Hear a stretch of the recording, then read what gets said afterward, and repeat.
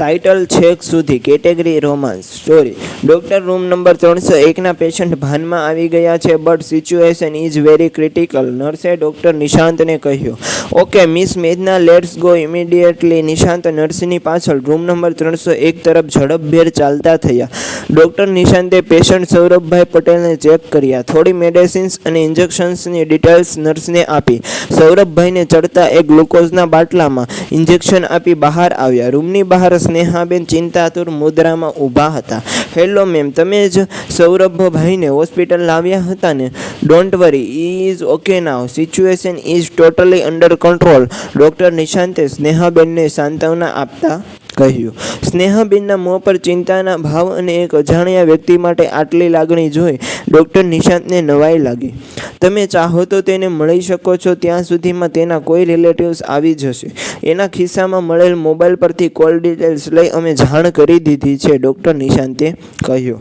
નો doctor, અહીં જ બહાર બેસું છું, થોડા ગભરાયેલા સ્વરે નેહાબેને જવાબ આપ્યો. Okay yes you wish ma'am, કહી ડૉક્ટર નિશાંત ચાલ્યા ગયા. મેમ પ્લીઝ તમે થોડીવાર પેશન્ટ પાસે બેસશો. હજુ એના કોઈ રિલેટિવ્સ આવ્યા નથી, સ્ટાફમાં કોઈ ફ્રી નથી અને મારે મેડિસિન્સ અને ઇન્જેક્શનનું એરેન્જમેન્ટ કરવા જવું છે. So if you don't mind, miss મેઘનાએ વિનંતી ભર્યા સ્વરે કહ્યું. ધર્મસંકટમાં આવી પડ્યા હોય એમ સ્નેહાબેન થોડીવાર વિચારમાં પડી ગયા, પણ પછી તેને હકારમાં માથું ધુણાવ્યું. ધીમા ખચકાતા પગલે તેઓ રૂમમાં દાખલ થયા.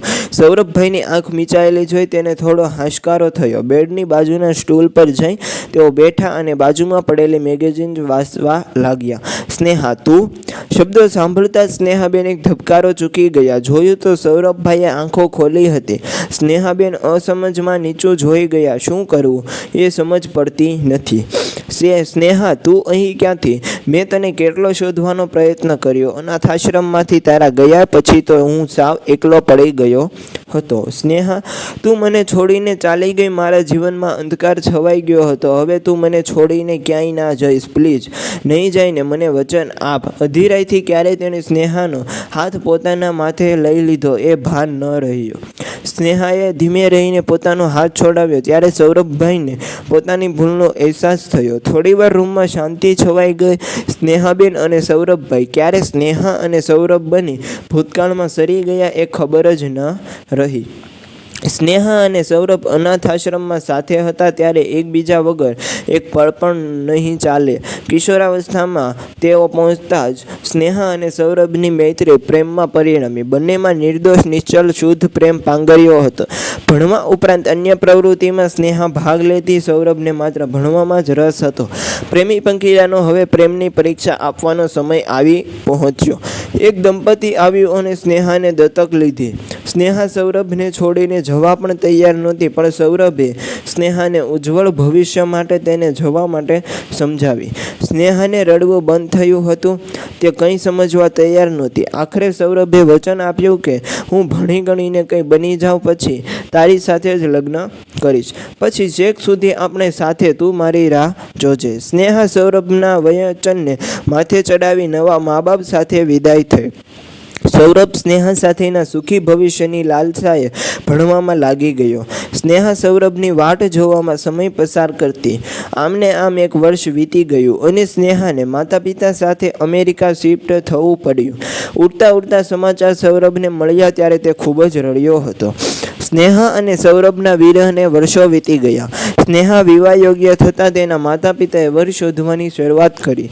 સ્નેહાએ સૌરભ વિશે વાત કરી તો માતા પિતાએ તેને ઉજ્જવળ ભવિષ્ય વિશે વિચારવા કહ્યું અને અનાથ આશ્રમમાં ઉછરેલા સૌરભની ભૂલી જવા વિનંતી કરી. સ્નેહાએ અમેરિકામાં જ એક ભારતીય સુખી સંપત્તિ પરિવારમાં લગ્ન કર્યા.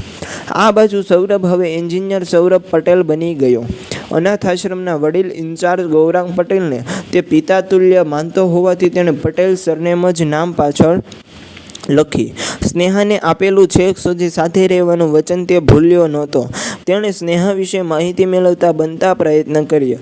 સ્નેહા હવે સ્નેહા અખિલ શાહ બની ગઈ છે. તે કોઈની પરિણીતા છે એ જાણતા સૌરભ ફરી એ જ રીતે રડ્યો જ્યારે સ્નેહા અમેરિકા ગઈ ત્યારે રડ્યો હતો. સમય વીતતા તેને એક સારી નોકરી મળી, પોતાનું ઘર લીધું. બસ સ્નેહાનું સ્થાન તે અન્ય કોઈને ન આપી શક્યો. જીવન સ્નેહોની યાદો સાથે વિતાવવાનું હતું અને નક્કી અનાથ આશ્રમમાં તે બનતી આર્થિક સેવા પણ આપતો. અનાથ આશ્રમના ઇન્ચાર્જ ગૌરંગભાઈ પટેલ પોતાનો વારસો સૌરભને આપી દુનિયાથી વિદાય લીધી. સ્નેહાએ અખિલ શાહના ઘર પરિવારને દીપાવ્યું અને 2 દીકરાને જન્મ આપ્યા. તેનો સંસાર સુખેથી ચાલતો હતો, પણ ત્યાં જ અખિલના જીવનમાં એલિનાનો પ્રવેશ થયો. અખિલ સ્નેહાના પ્રેમ અને ભારતીય સંસ્કાર ભૂલીને એલિનાની મોહજાળમાં ભરાયો. એલિનાએ સુખી સંપીને અખિલને ફસાવ્યો અને સ્નેહાનો પરિવારનો માળો પેખી નાખ્યો. બંને બાળકો હવે 15 વર્ષના થઈ ગયા હતા. પાછા રહેણી કેળીનો રંગ તેને પણ લાગ્યો હતો. અલગથી હોસ્ટેલમાં રહેતા હતા. અખિલે સ્નેહાને તારી કોઈ જરૂર નથી કહી ઘર અને જીવનમાંથી હડસેલી દીધી. સ્નેહા ભારત આવી અને એક પ્રાઇવેટ સ્કૂલમાં નોકરી કરી જીવન પસાર કરતી હતી. એક દિવસ શાળાએથી પાછા ફરતા તેણે ભીડ એકઠી થયેલી જોયું તો બેભાન સૌરભનો દેહ લોહીમાં ખદબદ પડ્યો હતો. આભી બની ગયેલી સ્નેહા, હું ઓળખું છું, મારો સૌરભ છે, બોલતી તેને લઈ એમ્બ્યુલન્સમાં બેસી ગઈ. રૂમનું લોક ખુલવાનો અવાજ આવતા સ્નેહા અને સૌરભ ભૂતકાળમાંથી બહાર આવ્યા. હેલો મિસ્ટર સૌરભ, તમને મળવા કોઈ આવ્યું છે? ડૉક્ટર નિશાંત હાથના ઇશારો કરતા કહ્યું. જોયું તો અનાથ આશ્રમના મેમ્બર મી પ્રદ્યુમ્ન દવે હતા. ખબર પૂછીને તેણે સ્નેહાને સામે જોયું. તમે સ્નેહા જ ને? સૌરભ પાસેથી તમારા વિશે ઘણું સાંભળ્યું છે, મિસ્ટર પ્રદ્યુમ્ને સ્માઇલ આપતા કહ્યું. સ્નેહા હસીને નીચું જોઈ ગઈ. ડૉક્ટર નિશાંતે સૌરભને ચેક કરી કહ્યું, તમે 2 દિવસ પછી ઘરે જઈ શકો છો, પણ આરામ કરવો જરૂરી છે. મિસ્ટર પ્રદ્યુમ્ન અને ડૉક્ટર નિશાંતના ગયા પછી સૌરભ અને સ્નેહા પાછા એકલા પડ્યા. સ્નેહાએ સૌરભની આંખમાં ઘણાય સવાલ વાંચી લીધા હતા. હું જાણું છું તારા મનમાં શું ચાલે છે સૌરભ, એ જ ને કે હું ભારતમાં કેમ, હું સુખી છું કે નહીં, વગેરે વગેરે. તો સાંભળ, હું એકલી છું, ત્યાજેલી છું. મને દત્તક લઈ જનાર માતા પિતા મૃત્યુ પામ્યા છે. અખિલે મને ત્યજી દીધી છે અને બાળકોના જીવનમાં મારી કોઈ જરૂર નથી. હું ફરી અનાથ બની ગઈ છું. સ્નેહાએ પોતાના જીવનમાં બનેલી બધી જ વાત વિગતવાર સૌરભને કરી. તે કેમ લગ્ન નથી કર્યા સૌરભ? આઈ મીન તારે પણ આગળ વધ. મારા જીવનમાં સ્નેહા જ છે, સ્નેહા જ હતી અને સ્નેહા જ રહેશે. અર્ધ વચ્ચે જ સ્નેહાને અટકાવતા સૌરભે કહી નાખ્યું. સ્નેહા પ્રેમ અને આશ્ચર્યના મિશ્ર ભાવોથી સૌરભને જોતી રહી. 2 દિવસ સુધી સ્નેહા સૌરભ પાસેથી ખસી નહીં. તેની કાળજી લીધી. આજે ડિસ્ચાર્જ થવાનું હતું. હોસ્પિટલની ફોર્માલિટીઝ પૂરી કરી સૌરભ અને સ્નેહા ટેક્સીમાં ગોઠવાયા. ટેક્સી સૌરભ પટેલના નિવાસસ્થાન તરફ દોડી રહી હતી. સ્નેહાએ સૌરભને હેમખેમ ઘરે પહોંચાડી પછી પોતાના ઘરે જવાનું નક્કી કર્યું હતું. સૌરભ અને સ્નેહા સૌરભના ફ્લેટ પાસે પહોંચ્યા. દિવાલ પરની નેમપ્લેટ પર નજર થતાં સ્નેહા ચોંકી ગઈ. સ્નેહા વિલા. સૌરભ સ્નેહાના આશ્ચર્યચકિત ચહેરા સામે જોઈ હસ્યો. લોક ખોલી બંને ફ્લેટમાં પ્રવેશ્યા. સૌરભને બેડરૂમમાં સેટ કરી જરૂરી વસ્તુઓ તેની આજુબાજુ મૂકી સ્નેહા જઈ જ રહી હતી ત્યાં સૌરભે તેનો હાથ પકડી લીધો. હવે ન જા સ્નેહા, નાનપણથી આપણે એકબીજાની સાથે હતા. ભાગ્યએ આપણને વિખૂટા પાડી દીધા હતા. આજે ઈશ્વરે ફરી આપણને એક થવાની તક આપી છે, તેનો અનાદર ન કર. બંને અનાથ એકબીજાનો સહારો અને પ્રેમ બની રહે એ જ ઈશ્વર ઈચ્છા સમજી જીવનને જીવી લઈએ. કિશોરાવસ્થામાં આપેલા છેક સુધી સાથે જીવવાનું વચન આજે બંને પ્રેમી હૈયા નિભાવી રહ્યા